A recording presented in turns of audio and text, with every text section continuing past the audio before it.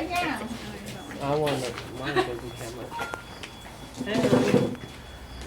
Chị bắt cái ghế ngồi xuống, ngồi sang cái đó. No, Mở ra đi. Fiona, can you pull this? Pull it out. Slide it out. Slide it out. This way. Slide it out. One more. Because you can look at me. Không phải, tại chị An không chịu ấy. Turn around. Sit down đi mẹ. Sit down đi. Guys, look at me, guys. Look at me. Tilly. Good girl. Kira, look at me. There you go. Look at me. Yeah, thank you. Yeah, turn around. I mean, put this in front of Kida and then open the other one for Tilly. Quick, come on. Put this in front of Kida. Open for Tilly. 4 cái đèn cày. Không để ngay đâu. Phải đi. Con nha. Đẩy nó để con. Đẩy nó Cool, Mandy.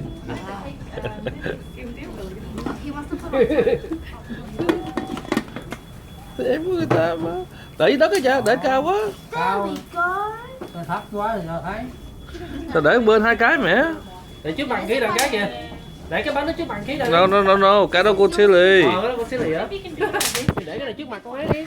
Yeah, cái này của Kida. Careful. Let's key this cake. Cái này thì nè. Yeah. Một pho. Why? Because you're 4 years old. Ok, mẹ bà nhớ xong tránh ra hết. Amy, get out of the way. Coi có quẹt không? Mandy, can you get back in there, Mandy? Please. Okay, thank you. Rồi. Put the thing on, Mandy. Okay. One. Guys, look at me, okay? Pull your head in. 1, 2, and 3. Tilly. Thank you. Tilly. Quá trời mà quá trời người dòm làm sao chịu nổi công chúa mà. Thiệt tình là làm gì nhìn không sao mình dòm lên đi dòm lên linh lại. Có cái bánh kìa. Đó. Cái bánh kìa. Ai mà có được cái bánh. Coi có cái hù quẹt đâu vậy? Chú biết không đâu rồi? Đó hồi nãy có không quẹt. Nãy có không quẹt. Giấy ngồi luôn.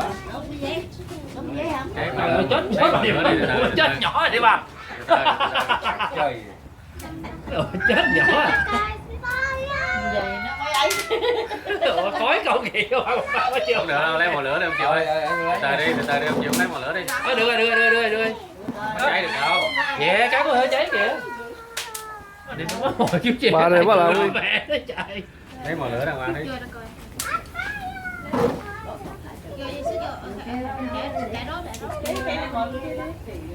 Yeah.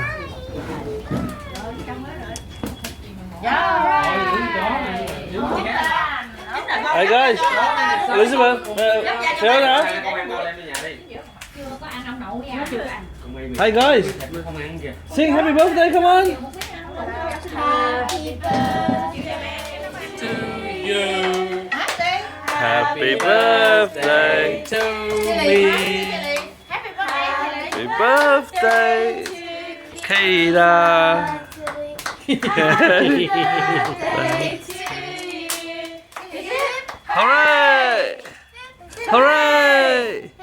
Hooray!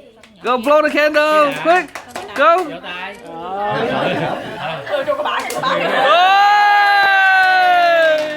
Kida turn!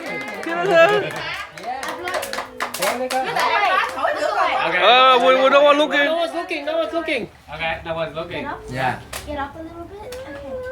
Okay. Tilly, blow for Kida. Tilly, you blow for Kida. Madeline blow. Go, Maddie.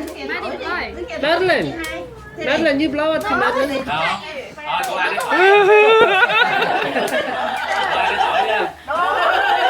Khi nào đó thì coi. Giang nó biết thế nào? Bánh rồi. Từ đây còn hỏi, đứng cái hỏi. Hỏi chờ người ta. Rồi take it out. Nóng cái tay con đó. Phương. I mean, Chạy vô lấy con dao. yeah. Cắt miếng đi. Rồi lấy mấy con lấy con.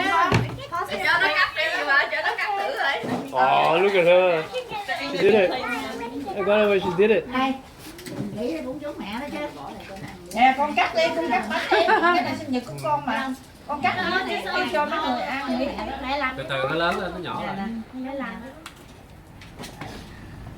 Yeah, good job, Kira. Hay quá. Why are you so shy, Kira? Trưởng chỗ tay chứ nào. Cho nó dừng. Bà có cái muỗng đâu. Mandy. Con lấy cái muỗng nhỏ không? Cho ăn cái là gãy hết răng. Nó mẹ cắt đi, mẹ cắt đi. Cái đốt hoài. Mẹ cắt đi mẹ. Nó thèm nó nhịn nó đòi nè. Cái đòn kia than mà má nhiều quá thì không có Ăn hết đi. Ăn miếng này xíu nữa. Cái hầu đi. Kè này cay đó. Đổ cắt cho con Nè nha. bây giờ con bưng cho ai, con muốn cho ai chứ? cúng bà chị Phan bỏ ra cái cúng bà Rồi thôi đi. đó mì đem qua đây bỏ cái muỗng vô kêu ông nội về ăn Rồi Để đây nè, để đây nè. kêu ông nội kêu ông nội kêu Nội dầm bánh. Trời ơi. Trời ơi ăn dư luôn, đủ có đất gì. Mà ăn chết luôn á mẹ. Ok khi đó chú.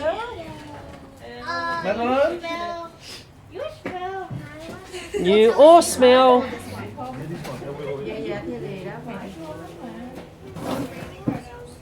trời ơi con cà đánh kìa muốn cho bé này. Lấy ăn cho cái này.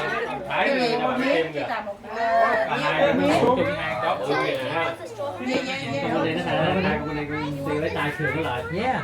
Con bự kia lấy tay khều lại, làm lại lần nữa, khều lại lần nữa, làm lại lần nữa, khều lại lần nữa, làm cái chụp lại. Cái con này ôm con này, con kia nó nhảy qua luôn. Ăn cháo bự được bự. Tái rồi đem video cho nó coi đâu.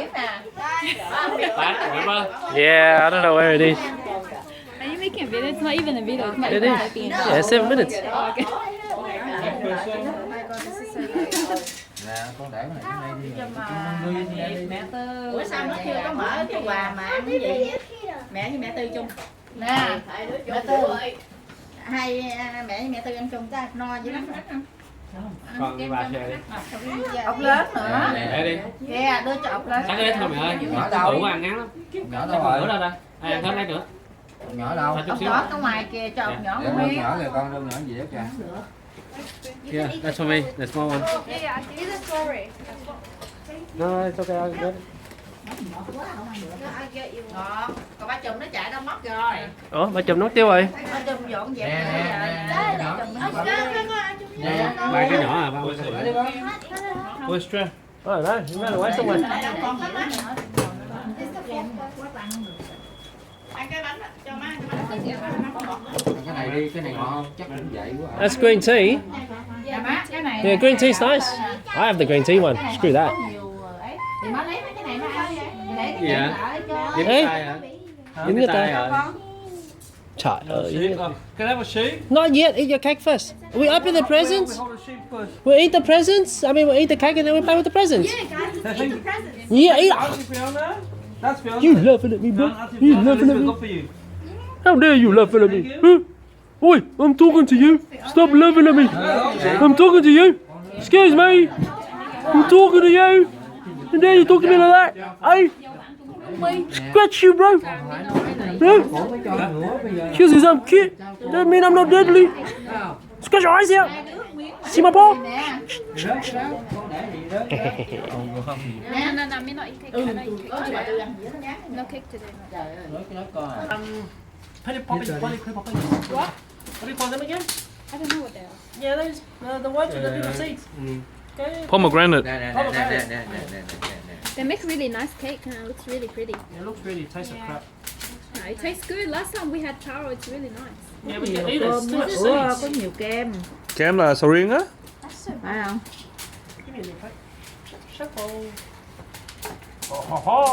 Bánh nó là sầu riêng, kem không phải sầu riêng. Nó mix sầu riêng trong đó thôi. Dạ. Cái bánh nó sầu riêng. Một con macaron này đó, nó lạnh giò. It's too much cream. Ủa, cậu biết đâu rồi? Chắc vậy vậy. Hồi bưng vô cho nó.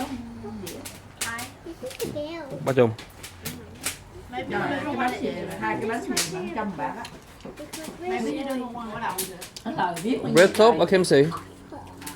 Maybe because they have the shape to it. nó làm không được 20 bát nữa. Bánh bình thường nó 50 mà 40-50 rồi, đúng rồi bạn. Làm nó nặng kem nó đồ mà dễ gì mà nó Phải rồi. Mắc hơn nữa. Rồi cái tem như này còn mắc hơn nữa đúng không? Như trăm mấy. ai cũng ví này hả, ai mua đồ của nó. Trên tay là mắc lắm. Ăn hửa đi nào đấy. It's not a. Bánh mà nhiều sao nổi. Hửa rau ăn hết. Don't make the sheet dirty. See that?